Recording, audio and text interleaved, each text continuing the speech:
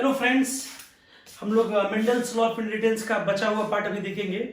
Mendel का जन्म 1822 में हुआ, 1822, और मेंडल की जो डेथ है वो 1884 में हुई। 1822 से 1884। किडनी डिसऑर्डर मेंडल की डेथ का जो रीजन था, मेंडल की डेथ का रीजन किडनी डिसऑर्डर और किडनी डिसऑर्डर में ब्राइट डिजीज।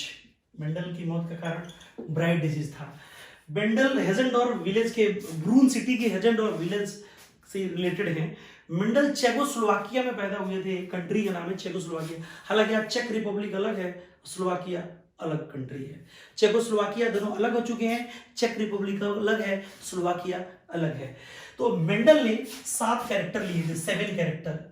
मेंडल ने 7 कैरेक्टर स्टडी किया था, 7 कैरेक्टर। बट ये 7 कैरेक्टर ओनली 4 क्रोमोसोम पे लाई हैं। 4 क्रोमोसोम 1 4 5 7 क्रोमोसोम नंबर 1। जैसे आप देखेंगे पाइसम सेटाइवम में 2n = 14 क्रोमोसोम है। तो 14 क्रोमोसोम है, तो 14 में कुछ कैरेक्टर पहले पे हैं, कुछ 14 पे हैं, चौथा पे है, फोर्थ पे है, कुछ 5 पे, कुछ 7 पे, कुछ 1 पे, कुछ 4 पे, कुछ 5 पे, कुछ 7 पे, 1 4 5 7, ये जरूर याद रखिएगा। अब सुनिए, अब ना आपको मतलब कौन कौन से 7 कैरेक्टर हैं, कौन कौन से ट्रेट्स हैं, इसमें आपको मिस्टेक एकदम नहीं करना है। ये मतलब बहुत छोटी चीज है, बट मिस्टेक हो सकता है आपसे। ठीक, तो हमने क्या है, यहाँ पे लिख दिया कैरेक्टर, यहाँ पे लिख दिया हमने ट्रेट। तो जो पहला कैरेक्टर है जो मेंडल ने लिया था वो हाइट है, मटर के पौधे की हाइट। तो हाइट में जो 2 ट्रेट थे वो टॉल या डॉर्फ, समझो। इसके बाद जो दूसरा हम ले रहे हैं, देखो हाइट की बात करें, लंबाई, टॉल हो गया, डॉर्फ होगा, तो हम कह रहे हैं फ्ला।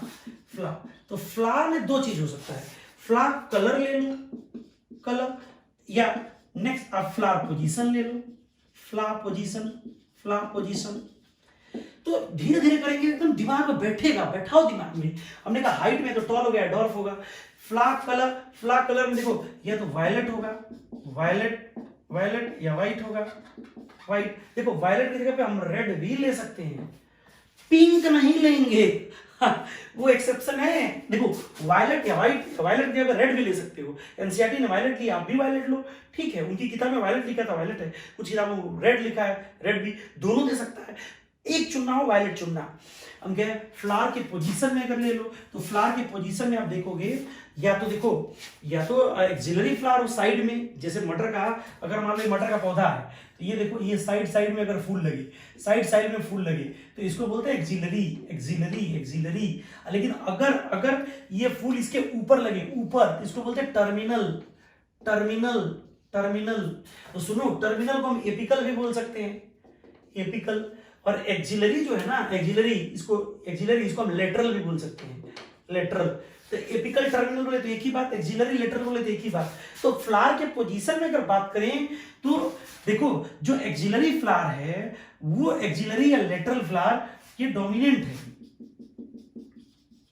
एक्सिलरी या लेटरल फ्लावर ये डोमिनेंट है, जबकि एपिकल या टर्मिनल फ्लावर, एपिकल या टर्मिनल, चाहे एपिकल ले चाहे टर्मिनल ले, देखो कुछ भी दे सकता है, घबराना नहीं। एक्सिलरी बोले, लेटरल बोले, तुम खुद सोचो, साइड में हो तो एक्सिलरी, ऊपर हो तो एपिकल या टर्मिनल।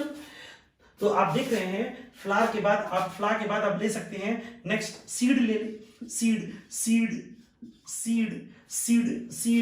सीड कलर ले सकते हैं, कलर, या आप ले सकते हैं सीड का शेप, सीड कलर या सीड शेप। सीड कलर में अगर जाते हैं तो देखिए, आप देखेंगे यहाँ पे सीड, बीज का रंग, तो बीज का देखो, आप देखोगे येलो डोमिनेंट है। आप कभी भूल जाओ तो ऐसे याद रखना, मटर जब बेचने आप चिल्लाते येलो, खूब चिल्लाते मटर बेचते गलियों में, येलो डोमिनेंट, समझो। Yellow seed colour is dominant और green seed colour is recessive, समझो।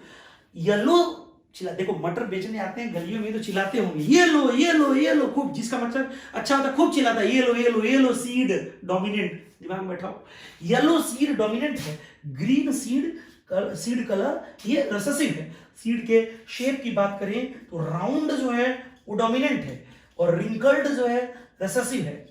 रिंकल्ड देखिए इधर डोमिनेंट है, जैसे tall, violet, red, axillary, lateral, yellow, round, ये सब डोमिनेंट है। लेकिन dwarf, white, apical, terminal, green, wrinkled, ये सब क्या रिसेसिव है। समझो। अब मटर, भाई मटर क्या देख के खरीदते हो, उसकी फली देख के खरीदते हो, दाना दाना फली देख के खरीदते, दाना तो अंदर होता है। मटर पे जाते हो क्या छील के देखेंगे, मटर वाले से बोलते हो क्या भैया लाओ छील के देखे, नहीं ऐसे लाते हो ना। समझो। तो मटर के देखो यहाँ पे एक चीज दिमाग में बैठाओ, जो भी मटर का छिलका है समझो उसको पॉड बोलते हैं, मटर की फली, छिलका ऊपर वाला पॉड। तो जो पॉड कलर की सिचुएशन है ना वो सीड कलर के उल्टा है। येलो सीड डोमिनेंट है तो ग्रीन पॉड डोमिनेंट है। जो सिचुएशन सीड कलर के साथ है डोमिनेंट रिसेसिव में, उसका अपोजिट पॉड कलर के साथ है। तो आप देखोगे पॉड कलर में, आप देखो पॉड कलर में जो ग्रीन पॉड है वो डोमिनेंट है, लेकिन येलो पॉड क्या है, येलो पॉड क्या है, रिसेसिव है। यानी जो सिचुएशन सीड कलर के साथ है उसकी उल्टा सिचुएशन पॉड कलर के साथ है। समझो। सातवां पॉड शेप है, पॉड शेप, या देखो या तो इन्फ्लेटेड में फूला हुआ, साइकिल के ट्यूब में हवा भरा होता है फूला होता है, ठीक है, अब पिचक जाता है तो कॉन्स्ट्रिक्टेड होता है, या तो इन्फ्लेटेड है या कॉन्स्ट्रिक्टेड है। समझो। तो आप देख सकते हो कि ये 7 character, height, flower position, seed colour, seed shape, pod colour, pod shape, ये देख रहे हो आप 7 कैरेक्टर लिए थे मेंडल ने, 14 ट्रेट लिए थे। इसमें जितने भी हैं समझो, जैसे हम कहें हाइट को छोड़ के जितने भी हैं सब पेयर्ड है। Pod base character paired, seed base character paired, flower base character paired, only unpaired character height, बहुत तेज गलत होगा। समझो। हमने क्या बोला, all the 7 character taken by Mendel are pair except height. Height is the only unpaired character taken by Mendel. उस height के अंदर टॉल और डॉर्फ ये क्या है, ट्रेट्स है। Tall, violet, red, axillary, lateral, yellow, round, green, inflated, ये सब डोमिनेंट ट्रेट है। लेकिन dwarf, white, apical, terminal, green, wrinkled, yellow, constricted, ये रिसेसिव ट्रेट है। किसी भी एक कैरेक्टर के 2 ट्रेट होते हैं, एक कैरेक्टर के 1 कैरेक्टर के 2 ट्रेट होते हैं। ठीक उसी तरह से 1 जीन के 2 एलील होते हैं। तो तुम कह सकते हो sir 1 gene normally control 1 character, 1 allele normally control 1 trait. एक जीन एक कैरेक्टर को कंट्रोल करती है नॉर्मली। जब एक जीन कई कैरेक्टर को कंट्रोल करे तो प्लियोट्रोपिक जीन, या देखो हमने क्या कहा कि अगर 1 जीन ढेर सारे कैरेक्टर को कंट्रोल, एक ही जीन है कई कैरेक्टर कंट्रोल कर रही है, इसको बोलते हैं प्लियोट्रोपिक। मैं डिटेल में पढ़ाऊंगा इसके बाद pleiotropic gene. 1 gene is going to control so many character. यही होता है क्या कि 1 कैरेक्टर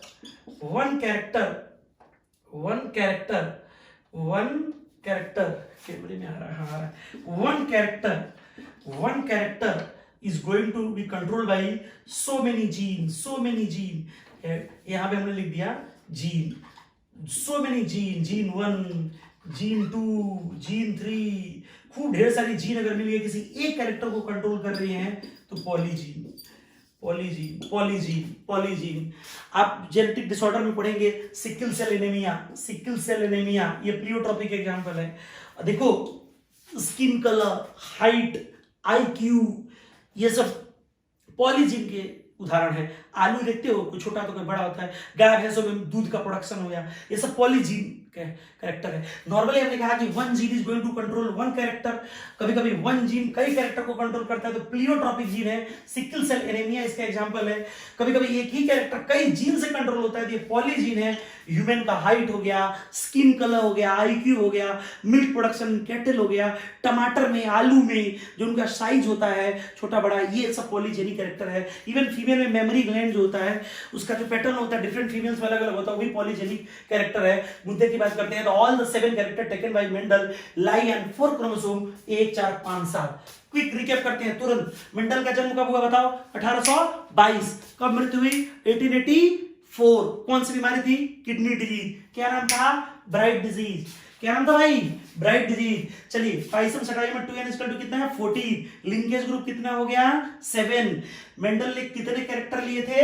7। हाइट बेस पेयर्ड की unpaired? Unpaired. Seed base paired. Pod base बोलो बोलो पेयर्ड। Flower base paired. तो आप देखिएगा all the characters are paired except one, that is one height. This is the unpaired character. This is unpaired character. तो in this lecture देखिए मैं थोड़ा सा आपको एक्चुअली मैं अपने गांव से लखनऊ आ गया, अब यहाँ से मैं कानपुर आ जाऊंगा और कानपुर में प्रॉपर तरीके से वीडियो शूट आउट करेंगे। लखनऊ कानपुर दोनों में वीडियो शूट होगा और मैं कहूँगा आपको कि थोड़ा सा अपनी पढ़ाई पे ध्यान दीजिए। ये कोरोना आज रोना है, कल कोई और रोना होगा, ये सब लगा रहेगा। बट इसमें आपको क्या लग रहा है कि जो भी टॉप करने वाला है वो कोरोना का रोना नहीं रो रहा, वो पढ़ रहा है साइलेंटली। अगर देखिए आप पूछते हैं कि कैसे करें, ये करें वो करें, देखो बेटा तुम्हारा दिमाग है, तुम समझ सकते हो कि कैसे तुमको पढ़ना है। तुम्हारी जो नीड है तुम दूसरे को बताओगे, वो तुमको एडवाइस देगा कि उसको कैसे करें। Be a part of solution, never be a part of problem. चलिए आपको एक छोटी सी कहानी सुनाता हूँ, उस कहानी से थोड़ा सा आपको सीखने को जरूर मिलेगा। देखिए वो क्लास में सुना होगा आपको, एक बंदर वाली जो कहानी है, समझो एक बंदर होता है जो मतलब जंगल में घूमा करता है और एक दूसरा एक कुत्ता है, वो घर में रहता है। जो कुत्ता घर में रहता है तो भाई बड़ी मस्त जिंदगी है उसकी। बंदर तो धूप गर्मी छाया अपने आप को बचना बचाना पेड़ों में छुपा रहता है, बट कुत्ते की गुरु बड़ी हसीन लाइफ है, क्या है, मस्त अपनी जिंदगी जी रहा है। बट कुत्ते को लगता है यार ये बंदर बड़ा खुली हवा में सांस ले रहा है, मैं तो घर में जो है बधी बधे सब कार में अंदर बैठना, लोगों के साथ उठना बैठना, उसको आजादी चाहिए भाई। वो आजादी के फिराक में घर छोड़ के भाग जाता है। कुत्ता को लगता है कि वो जिस सिचुएशन में है वो बड़ा बेकार है, चलो नेचुरल जीते हैं। वो नेचुरल आजादी के लिए वो जंगल में भागता है। जब वो जंगल में भागता है तो बहुत अंदर जंगल में जाता है तो देखता है वहां हड्डियां गिरी हुई है। अब वो हड्डियों को देख के जो कुत्ता वो डर जाता है, कहता अरे यार ये हड्डियां कहां से हैं। तब तक देख रहा है क्या कि अरे यार ये तो शेर है, तो कुछ खा रहा है जानवरों को मार मार के। अब शेर से थोड़ी ना कुत्ता बचेगा। अब कुत्ता एकदम डर गया, अब क्या करे, भागो यहां से। अब उसको लगा भागेंगे तो मारे जाएंगे।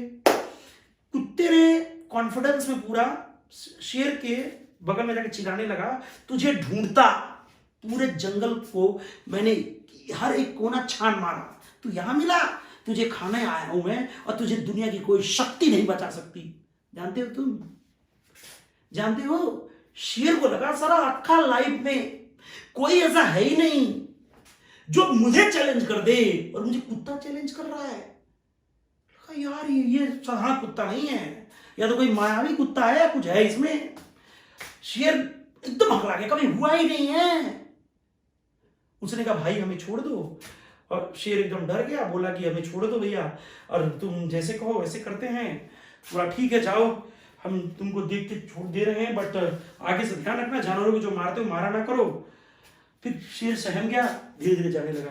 कुत्ते को लगा भैया अपनी जिंदगी जो थी ना वो ज्यादा अच्छी थी, यहाँ साला शेर का खतरा जाने और कौन कौन से खतरे, बानर ऊपर देखे मजा ले रहा है, ये साला कुत्ता आ गया। और देख रहे तो शेर डर गया, बानर ने देखा कि कुत्ते ने शेर को डरा दिया, शेर किनारे चला गया। कुत्ता जो है धीरे धीरे जाने लगा। बंदर की नजर कुत्ते के धड़कनों पे थी, और कसम से बता रहा हूं कुत्ते की इतनी तेज फटी थी बंदर से कि घबरा के ये कुछ बोले उससे, बोल तो दिया उसने, लेकिन अंदर उसकी जो डर थी, दहशत थी, वो इतनी ज्यादा थी, वो भागने लगा, भागने लगा, भागने लगा, भागने लगा। तब तक जाके बंदर ने शेर को बता दिया कि अबे तुम पागल हो, शेर हो तुम, कुत्ते से डरोगे, तुम मारो उसको। पूरी दुनिया हंसे कि जंगल के राजा को एक कुत्ता डरा के चला गया। शेर ने सोचा अरे यार, शेर ने सोचा अरे यार एक कुत्ते कितनी हैसियत जो हमें डरा गया। शेर को अपनी शक्ति का एहसास हुआ। शेर पलटा और कुत्ते के पीछे तेज रफ्तार दौड़ने लगा। बानर पेड़ों के ऊपर दौड़ रहा है, कुत्ता नीचे दौड़ रहा है। भाई साहब कुत्ता इतना डर गया था कि भाग ही नहीं पा रहा था, लेकिन कॉन्फिडेंस पूरा भरा हुआ था। आप बिलीव करेंगे बंदर ने शेर को सब कुछ समझा दिया, नीचे शेर और ऊपर बंदर मजा लेता हुआ कुत्ते के सामने आ गए। अब कुत्ता देखा जैसे इसने अब कहा अब क्या करे भैया, उसने तुरंत अपना पिछवाड़ा जो है शेर की तरफ किया और बोला यार बंदर को मैंने बोला था कि शेर को बुला के लेके आओ, उसका मैं शिकार करूंगा, साला अभी तक लाया क्यों नहीं है। भाई साहब शेर ने को लगा, अरे शेर फिर कंफ्यूज, शेर को लगा तो साधारण कुत्ता नहीं है। फिर अच्छा तुम आ गए, भाई साहब शेर ने फिर सरेंडर कर दिया। दोस्तों यही जिंदगी है, ये शेर ये आफत है दुनिया की, ये तो आती रहेंगी, बट इन आफतों में डट के मुकाबला करना होता है, डरना नहीं होता है। आज कोरोना है, कल कोई और रोना है। जिंदगी, स्वामी विवेकानंद कहते हैं human life is perpetual struggle again hurdles and difficulty, but one should play his part very carefully. अपना काम पूरी ईमानदारी और निष्ठा से करना चाहिए। दुनिया जो बोल रही बोलने दो, लोगों का काम है बोलना। आज बीमारी का डर है, कल कोई और डर होगा, बट डरना नहीं है आपको जीतना है। 4 लाइनें हैं। जब नाव जल में डाल दी, मझधार में ही मोड़ दी, अरे दे दी चुनौती सिंधु को, फिर धार क्या मझधार क्या। That's all for this class. अब पूरी एनर्जी से जुटेंगे और पूरा रिवीजन कराएंगे, मजा आ जाएगा आपको भी और मुझे भी। Thank you very much.